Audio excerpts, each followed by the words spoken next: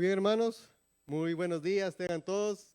Qué gusto estar aquí con ustedes, presencial, ¿verdad? Siempre es un gozo, una bendición poder compartir la palabra del Señor. Estamos agradecidos con Dios, con ustedes, hermanos, como iglesia, como individuos. Gracias por sus oraciones, por Rubí y por sus cuidados hacia nosotros. El día de ayer tuve que hospitalizarla nuevamente. Perdón. Pero está bien, ¿sí? Está en un proceso infeccioso y por lo tanto, pues necesita cuidados de hospital. Aquí estamos y damos la gloria a Dios porque en cada instante, en cada momento podemos ver su mano de bendición. Oramos por un milagro especial, no solo en la vida de Rubí, en la vida de cada uno de los que están enfermos aquí en la iglesia y que conocemos. Mi hermano Samuel tiene su hermana muy enferma. Vemos gente aquí en la iglesia que está enferma, los hermanos muy queridos, y queremos pues orar por un milagro para ellos. Como esos milagros que tenía acostumbrados Jesús a las personas que le seguían. Como esos milagros de sanar un enfermo, de dar de comer a la multitud, de permitir que alguien camine sobre el mar, este tipo de milagros enormes que queremos ver. Estamos tan acostumbrados a los pequeños milagros en nuestras vidas que ya no los vemos. Sin embargo, suceden. Cuando estamos pasando por problemas difíciles de enfermedad, de algo que nos está lastimando, como lo de Rubí, vemos pequeños milagros en el trato de los médicos hacia ellas en el Seguro Social. Es un milagro, de veras. Llegamos día viernes a las 4:30 de la tarde a la emergencia y a las 5 menos cuarto tenía una cama donde descansar, tenía oxígeno puesto y tenía antibiótico. Eso es una bendición. A las 10 de la mañana del día de ayer la trasladaron al Centro Médico Militar, donde está recuperándose en un lugar bueno. Pequeños milagros que vemos, pero esperamos el milagro, ¿sí? El gran milagro. Yo sé que usted está orando por alguien que está pasando por un problema difícil y esperamos que eso suceda. Pero en la narrativa de Marcos, los oyentes y la multitud y los discípulos están acostumbrados a ver esto de Jesús, ¿verdad? Tenían una perspectiva de Jesús que el beneficio externo de lo que él estaba representando. Lo veía que les alimentaba, que les cuidaba, que les ayudaba incluso en sus enfermedades. Pero desde la confesión de Pedro y lo que Pedro luego le dice a Jesús, que es bien interesante, ¿verdad? Es como cuando usted quiere que pase algo, pero que realmente lo que pasa no es lo que nos conviene, sino que tenemos que arreglar la perspectiva o dirigir nuestra mirada hacia la cruz, o bien corregir nuestras coordenadas de pensamiento, hermanos. Afine su GPS. Porque lo que Pedro le estaba diciendo, y eso lo dijo el pastor Ricardo la semana pasada, lo que Pedro estaba explicando a Jesús y le dice, entonces, el versículo 32 del capítulo 8 le dice, entonces le decía claramente, entonces Pedro le tomó aparte y comenzó a reconvenirle. Es decir, eso no, Señor, eso que es ese camino de muerte que tú tienes que pasar, eso no nos conviene y no te conviene. ¿Por qué? Porque es agradable tener bienestar físico, es agradable estar sano, es agradable estar bien. Pero eso no era lo que necesitaba el pueblo de Dios ni lo que necesita la gente. Eso es parte del beneficio externo. El beneficio fundamental es el beneficio interno, el beneficio que conlleva muerte. Uy. Y hablar de muerte en una situación difícil no es fácil. Es por eso que Jesús no solamente toma a los cercanos que estaban, a sus discípulos, sino que llama a la multitud. Aquí Jesús abre un espacio para todos aquel que quiera tener un compromiso con Jesús. Ya no es solo el beneficio externo. Ya no es solo qué me hace bienestar. Es ir a la profundidad del ser y tomar decisiones de compromiso. Es afine su GPS. Traiga su mirada a Jesús. Porque lo más importante es lo interno del ser humano. ¿Y a dónde va a ir a parar luego de esta vida? Asegurar esa parte.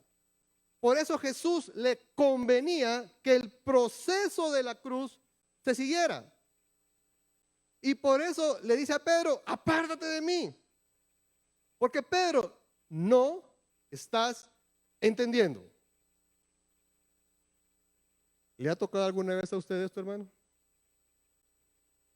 No estoy entendiendo. Pues a mí me está tocando. No estoy entendiendo. Pero pasa.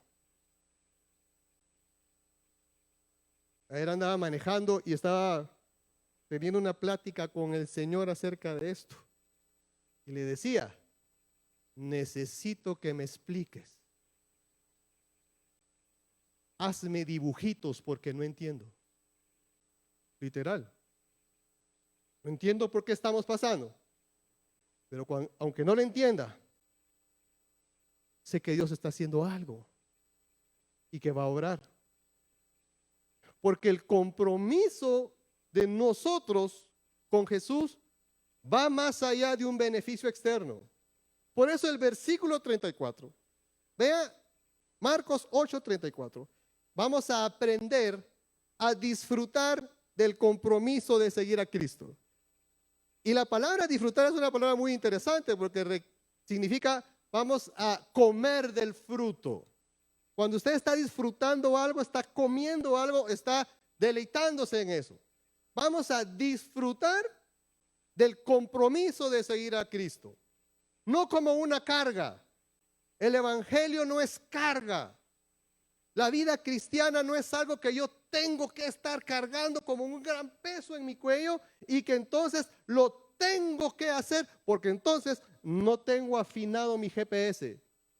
Mi perspectiva no está en Jesús.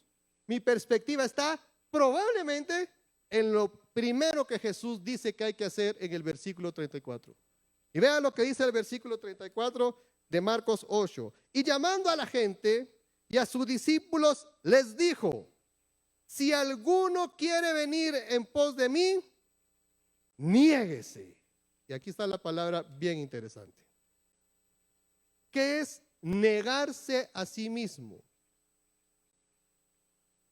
Y aquí significa negarse constantemente a sí mismo.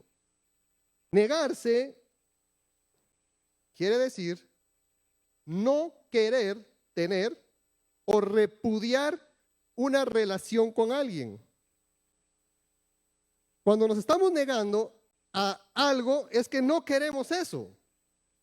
Y entonces Jesús dice constantemente, cualquiera que quiere seguirme tiene que constantemente estarse negando al yo, a ese yo que está allí, que no entiende y no quiere entender probablemente y que no sabe qué es lo mejor cuando estamos pasando en situaciones difíciles.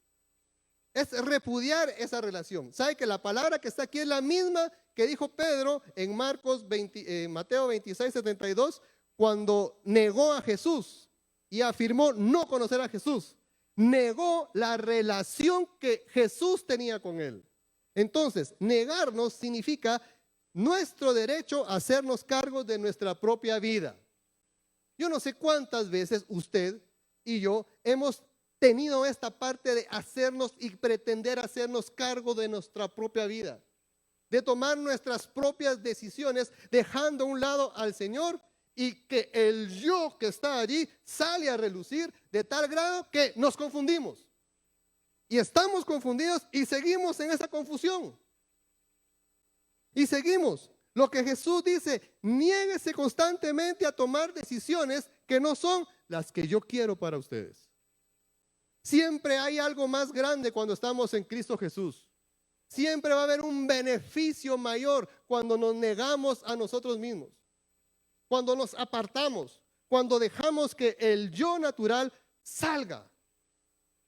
Por eso, día a día necesito negarme a mí mismo. Negar el control de mi propia vida. Esto no significa que Dios nos utilice como unos robots, personas que no piensan, que no analizan, que no profundizan. Por el contrario, necesitamos pensar, analizar, estudiar, entender de una u otra forma que lo mejor para nosotros siempre va a ser seguir a Cristo y el camino de Cristo a la cruz. Niéguese constante a sí mismo. Siguiente, tome su cruz. El condenado a muerte pasaba por algo muy interesante en el pasado, en esa época. Tenía que cargar su cruz. Era una humillación vista por muchos el que este ser humano que iba a ser ejecutado cargara su propia cruz y fuera exhibido en humillación y visto por todos. Entonces, negarse constantemente al yo y cargar la cruz significa todo aquello que a usted y a mí nos causa vergüenza. ¿Qué le causa vergüenza a usted, hermano?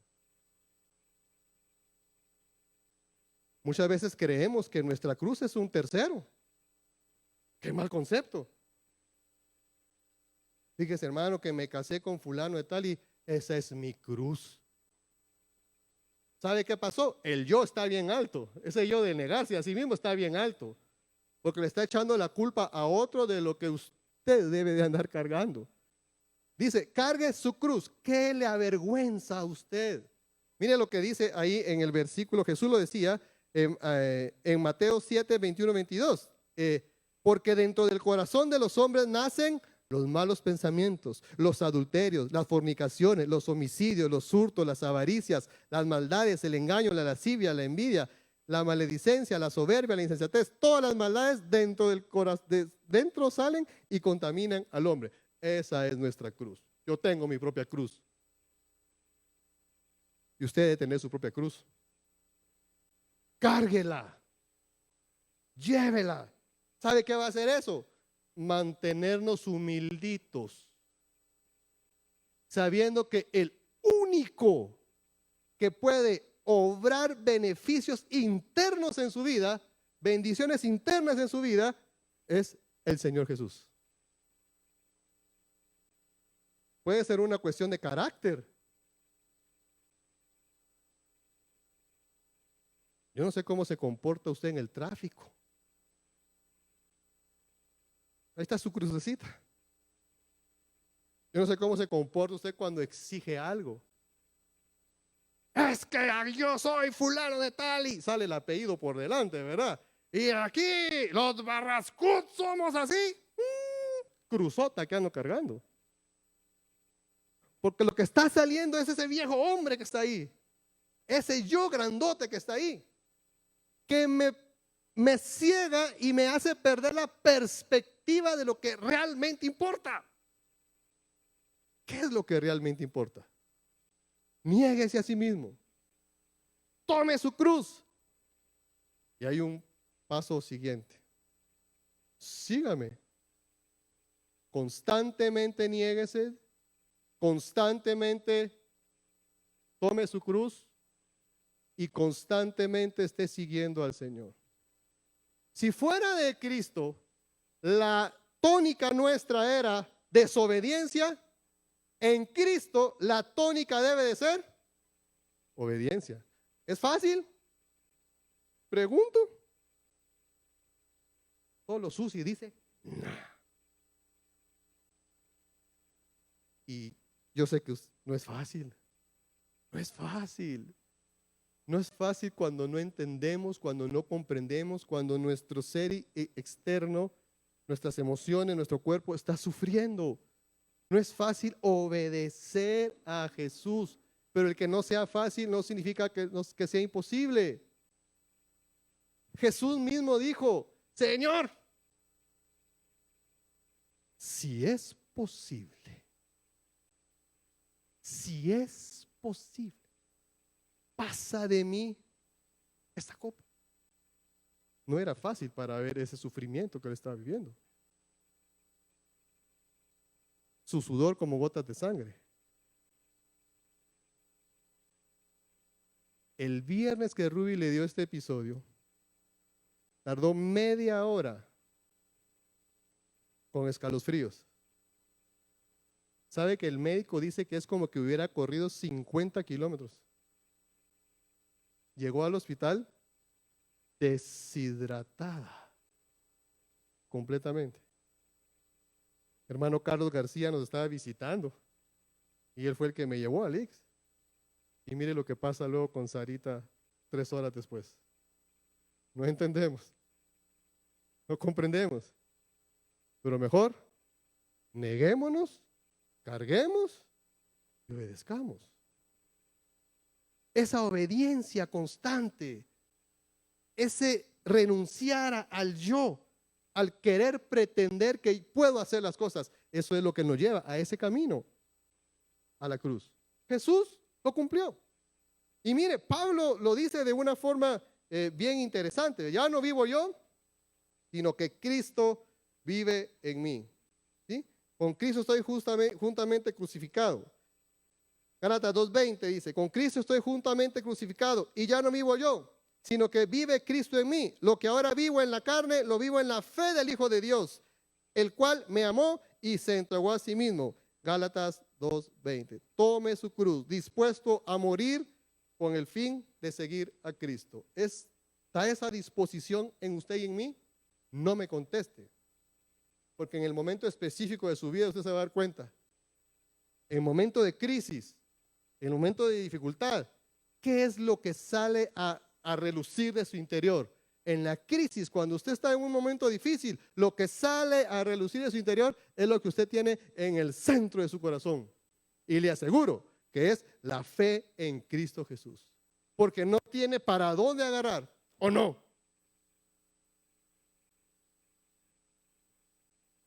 Estar agradecido por algo que me está pasando físicamente. No se comprende. No se entiende. ¿Sabe qué? Se vive. Se vive. Y cada quien tenemos nuestras propias experiencias en esta situación. Gracias. Porque Dios nos permite vivir esas experiencias. Disfrutemos entonces del compromiso de seguir a Jesús. ¿Ya vio qué clase de disfrute es este? Es un disfrute que va más allá de lo que pienso, siento, digo o hago.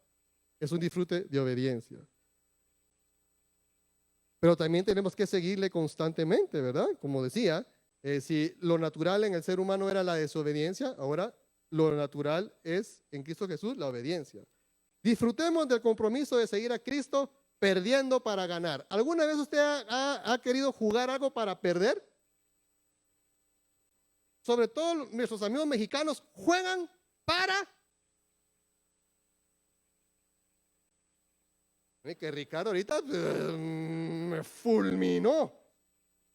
Y allá también, ¿verdad? Juegan para ganar. Culturalmente, le voy a explicar a nuestros amigos mexicanos, culturalmente nosotros jugamos, los guatemaltecos, para competir. Para la foto. ¿Cómo saben? Bonitos. Llegamos. ¿En qué lugar? 11º. Llegamos. ¿Verdad? Hay un chip ahí que necesitamos arreglar. Pero fíjese que aquí en el versículo de la palabra de Dios, en el versículo 35 dice, porque todo el que quiera salvar su vida la perderá, y todo el que pierda su vida por causa de mí y del evangelio la va a salvar. Es decir, jugar para perder y perder para ganar no tiene sentido, es un juego de palabras. ¿Qué significa salvar su vida? Significa atesorarse, aferrarse, ¿sí? No deje escapar su vida. Intente por usted mismo apropiarse de ella. Cuide de sí mismo, confíe en sí mismo. Asegúrese de su más grande preocupación sea, ¿qué me ofrece la vida? ¿No ha visto que eso funciona en el mundo actualmente? Todo tiene que ver con el yo. ¿Qué sientes? ¿Cómo te percibes? Aférrate a eso, a tus sueños, ¿sí? Aférrate a lo que tú crees de ti mismo, lo que te ofrece el mundo, lo que ofrece ahí, todo eso que está ahí, que es atractivo, por supuesto, porque con la perspectiva distorsionada del pensamiento del ser humano, donde no tienen los ojos puestos en la cruz, todo lo demás va a ser alegre. ¿Y es beneficio para el cuerpo? Claro, nos agrada, aunque eso incluya el pecado. ¿Verdad, jóvenes? Y no tan jóvenes. Es tratar uno de ganar su vida pretendiendo hacer todo lo posible porque me vaya bien. No está mal que usted busque que le vaya bien. Lo malo es enfocar todo a que esté bien, sin importar a quién pasa trayendo y dejando por un lado la perspectiva divina. Gane su vida, salve su vida. Dice, porque todo el que quiera salvar su vida, la perderá. Pretendemos el beneficio aquí, en la tierra. Pero el beneficio más allá es algo que no vemos y no percibimos a 100% con nuestra mente. Y como no lo vemos y no lo percibimos, no lo entendemos. Pero todo aquel que pierda su vida por causa de mí, la salvará. ¿Qué significa perder? Despréndase de ella. Y aquí sí está serio, hermanos. Nacimos con una impronta de querer vivir hasta que el elemento de pecado entró en el mundo. Y entonces sus días y los míos se acortaron. Nos pusieron fecha de caducidad. La fecha de inicio probablemente la sepa. La fecha de caducidad no la sepa. No la sabemos. Cuando platicamos en familia y tocamos este tema, y Ruby con la fortaleza que usted sabe que la caracteriza a ella, y pues se pregunta, ¿y vas a morir? Ella responde, todos vamos a morir. Lo que pasa es que a mí me lo están anunciando. Y ese es un desgaste emocional. Pero vemos gente que no le anuncian nada. Y ya entra su época y su fecha de caducidad. Desprendámonos de esta vida. No es fácil, porque queremos vivir. Pero como el beneficio eterno no lo percibimos a ciencia cierta, queremos seguir en esta vida. Claro, yo quiero seguir aquí y usted quiere seguir aquí, y así es. Pero mire, despréndase de ella, dependa de Dios en todo momento y circunstancia. Hechos 20:24 dice, pero de ninguna cosa hago caso, ni estimo preciosa mi vida para mí mismo, con tal que acabe mi carrera, y mire, hay una palabra bien interesante, con gozo. ¿Sabe que el gozo de Dios es algo fundamental en la vida del ser humano? Cuando enseño a nivel universitario, enseño de la felicidad, pero la raíz es gozo. Y sabe que el gozo de Dios significa fuerza. El gozo de Dios es una fortaleza interna que le permite vivir la circunstancia que está viviendo con gozo. Como que va en una nube. El gozo me da fuerza. Y cuando usted tiene fuerza y yo tengo fuerza, tenemos ánimo. Y el ánimo, animus, es vida. Entonces, mire, del gozo a la vida.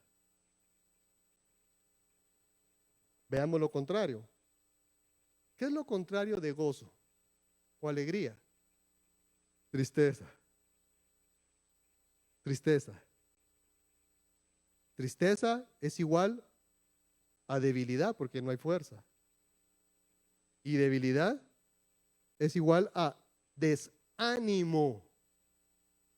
Y el desánimo es igual a muerte.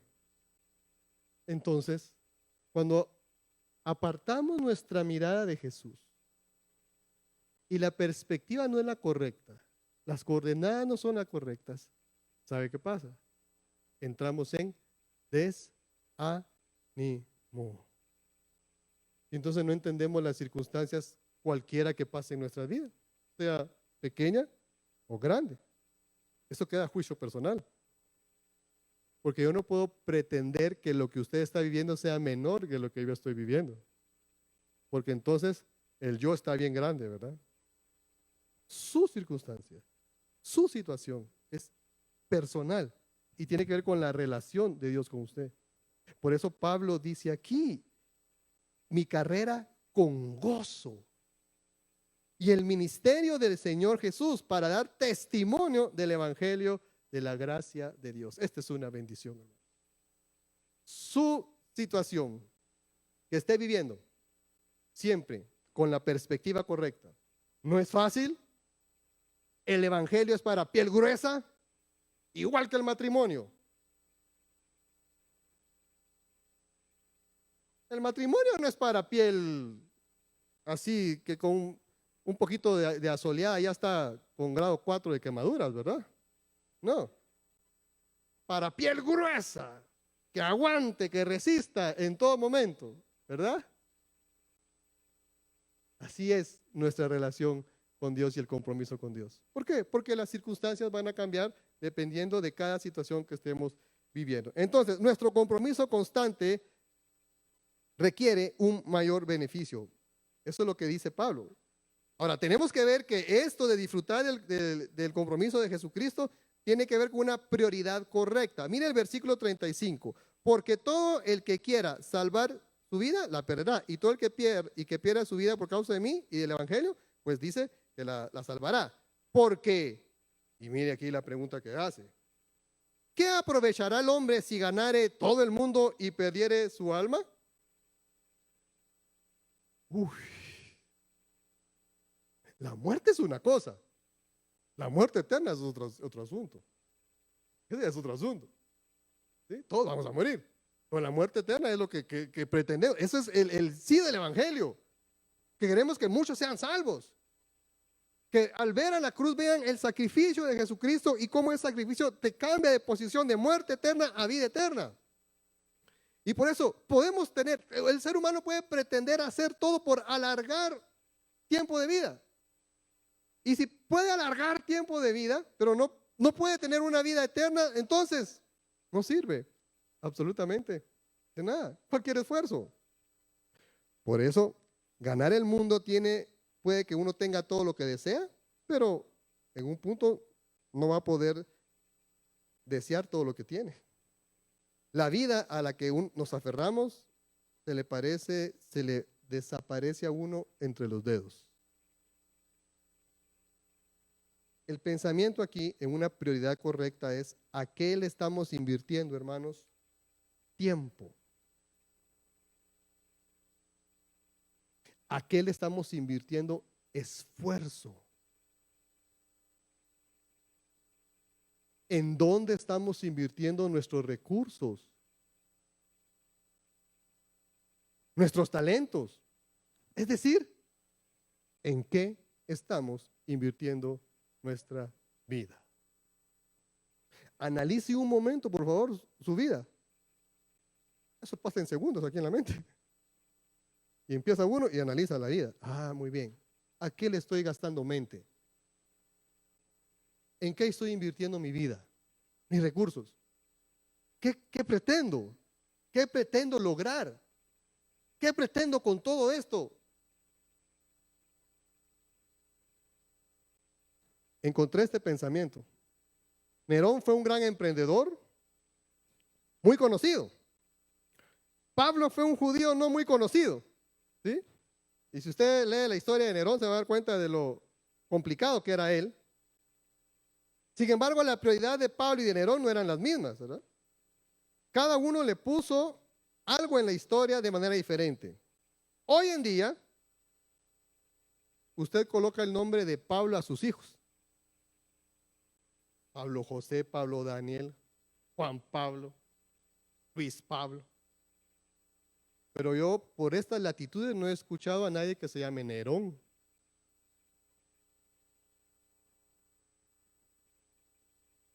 ¿A quién le coloca usted el nombre de Nerón? A un chihuahua como de ese tamaño. Solo porque el nombre implique miedo, porque de ahí él no implica nada, el chihuahua. Miren cómo es que las prioridades en la vida hasta dejan un legado en la historia. Al descubrir la tumba de Carlomagno, encontraron su cuerpo momificado con una Biblia y su dedo índice apuntando a este versículo 36 de Marcos que dice: porque ¿qué aprovechará el hombre si ganare todo el mundo y perdiere su alma? Y usted sabe quién era Carlos Magno. Otro humilde que le puso Alejandría a la ciudad que conquistó, y tan humilde que se puso Magno, ¿verdad? ¿Ve el yo? Está ahí.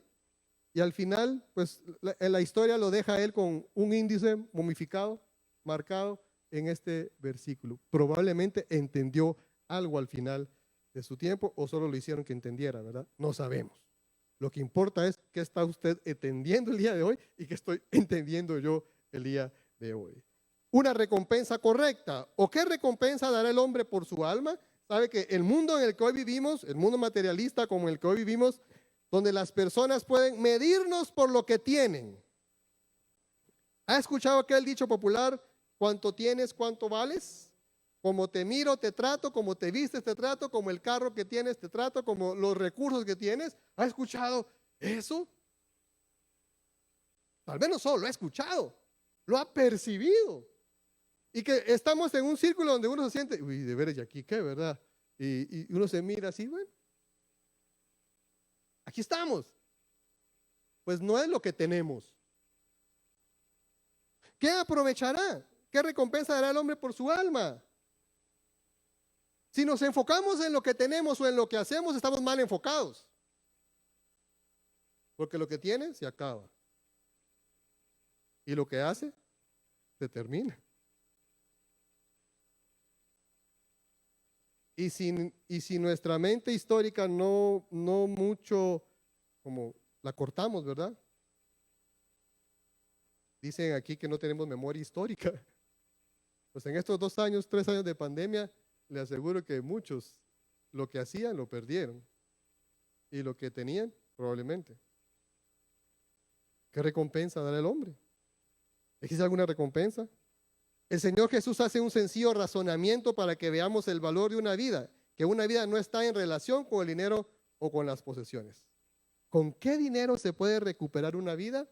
Con ninguno. Desde que empezamos este proceso, cuando estábamos con Ruby, estos 2 últimos años, 4 oncólogos nos dijeron, vaya al Seguro Social. Y ahora entiendo por qué nos dijeron eso. No hay dinero que pueda cubrir el gasto que uno tiene. Así es que, gracias a Dios por el Seguro Social. Aparte de que le enseña paciencia, es bien tratado. Si usted llega, bien portado también. ¿Sí? Como te veo, te trato, ¿verdad? Llega así, ay, disculpe, fíjese. ¿Con qué dinero? Con ninguno. Seguramente muchos darían sus fortunas a cambio de seguir viviendo un tiempo más, pero cuando el momento llegue, no se puede nada más. Disfrutemos del compromiso de seguir a Cristo con un compromiso vital. Versículo 38. ¿Sabe qué es la palabra vital? ¿Qué es algo vital? Vida o muerte. El oxígeno es vital. Disfrute de respirar, porque cuesta. Vida o muerte, un compromiso vital, y ese compromiso vital tiene que ver con el versículo 38. Porque el que se avergonzare de mí y de mis palabras en esta generación que tiene dos características, adúltera y pecadora, en el momento histórico donde Jesús estaba hablando, y que esas características siguen a través de la historia y las tenemos ahora aquí, sino mire el mundo en el que estamos viviendo. Un mundo adúltero y pecador. Un mundo donde las circunstancias han cambiado. Como decía Isaías, a lo bueno le llaman malo y a lo malo le llaman bueno. Hoy es lo que funcione para ti. Una vez no te ofenda, no hay problema. ¿Sí? No nos ofendemos y vivamos felices para siempre. Parece cuento de película de niños, el final feliz. Pero eso no es así. Dice aquí que hay un compromiso de no avergonzarnos, no sentir vergüenza. La vida la podemos vivir de un modo establecido exteriormente y expresar conformidad con la fe cristiana. ¿Ha pasado eso alguna vez? Que vivimos conforme con la fe cristiana. Somos realmente simpatizantes de la fe cristiana. Porque es bonito, porque es alegre, porque nos reunimos, porque comemos, porque platicamos, porque hacemos deporte, porque tenemos un buen círculo de amistad, sobre todo si usted tiene un temperamento como el mío, flemático, que no le gustan los problemas, dentro del círculo de la iglesia no encuentro problemas. Estoy feliz. Y nos reímos y platicamos y nos bromeamos y todo. Y qué alegre, ¿verdad? Y ahí nos vamos. Puede que me guste ese ambiente, pero que el interno mío sea una muy buena identificación con lo que no tiene que ver con Jesús. Entonces, regrese al versículo 34. Niéguese a sí mismo. Tome su cruz. Recuerda la cruz, lo que me avergüenza. Probablemente en nuestra vida diaria, jóvenes, nos avergoncemos de Jesús. Hermanos que están aquí, al no compartir la fe. ¿Cómo te conocen en la universidad? Hermano, ¿cómo lo conocen en el trabajo? ¿Cómo me conocen a mí, mis amigos, la gente que está cerca de mí? ¿Cómo me conocen? Giovanni, el que está acostumbrado a los atajos, un simple atajo dice contra la vía. Hay tan cosas tan pequeñas, esas pequeñas cosas echan a perder grandes situaciones. O el querer ahorrar un poco de recurso y no pagar lo que tengo que pagar. Porque en mi mente la justificación es la corrupción del país de todos modos no para. Entonces, ¿para qué voy a hacer esto? ¿Ve? Esta situación del yo que está ahí. O porque estoy viendo un beneficio aquí cercano, pero se me olvida el beneficio del reino de Dios y lo que estoy haciendo. Probablemente eso sea avergonzarme de Jesús. El no transmitirle al otro el amor y cuidado de Jesús a su vida. El no hablarle, porque si hablo del evangelio van a entonces hacerme a un lado y me van a hacer sentir de menos. O la preocupación de no ofender a las personas con la palabra de Dios.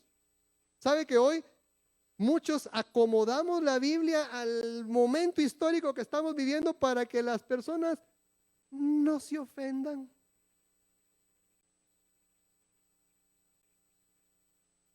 Porque si se ofenden las personas, pobrecitas, es mejor que estén aquí oyendo la medio palabra de Dios que allá en ese mundo pecador, por cuanto no fuiste ni frío ni caliente. Hay una consecuencia. Eso puede ser avergonzarse. O predicar un evangelio más atractivo, ¿verdad? Ofreciendo beneficios, muchos beneficios terrenales antes que el beneficio eterno. ¿Sabe qué es lo que dice Jesús? El que se avergüence de mí en aquel día, yo me avergonzaré. Y muchos dirán, Señor, Señor, en tu nombre tal cosa, Señor, Señor, en tu nombre tal cosa. Apartados de mí. ¿Por qué? Porque el camino a la cruz, el GPS correcto requiere un compromiso con el Señor. ¿Cómo está ese compromiso, hermanos, entonces? Con todo lo que aprendimos el día de hoy, en esta mañana. ¿Cómo está ese compromiso que tenemos con el Señor? ¿Qué acción importante vamos a tomar en cuenta esta semana para vivir y disfrutar el compromiso que usted tiene con Dios? Constantemente. Necesita hacer algo. Necesita afinar su vista, agudizar sus pensamientos y entonces tomar una decisión para esta semana. ¿Qué voy a hacer? Si yo no llego a este punto de qué voy a hacer, ¿sabe qué? Solo pasamos un momento medio despiertos ahorita en la predicación. Tiene que llegar a ese punto donde el embudo se cierra y nos lleva a un punto en nuestra vida de que tengo que hacer algo. ¿Qué voy a hacer? ¿Qué voy a hacer yo? ¿Qué va a hacer usted? En cualquier área del mensaje que usted le pudo hacer un clic en su mente, decida qué acción va a hacer para disfrutar del compromiso de la palabra de Dios y de ese camino hacia la cruz. Oremos. Padre, muchas gracias te damos en esta hora porque tú eres bueno y porque tu misericordia es para siempre. Gracias, Señor, por este tiempo que tuvimos de poder aprender juntos de tu palabra, de poder saber hacia dónde tú quieres que vayamos, Señor.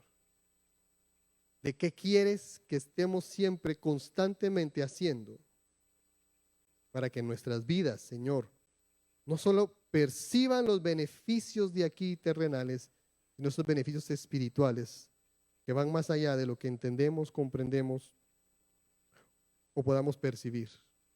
Gracias, Señor. Bendice a la iglesia, bendice a cada uno de los miembros, Padre.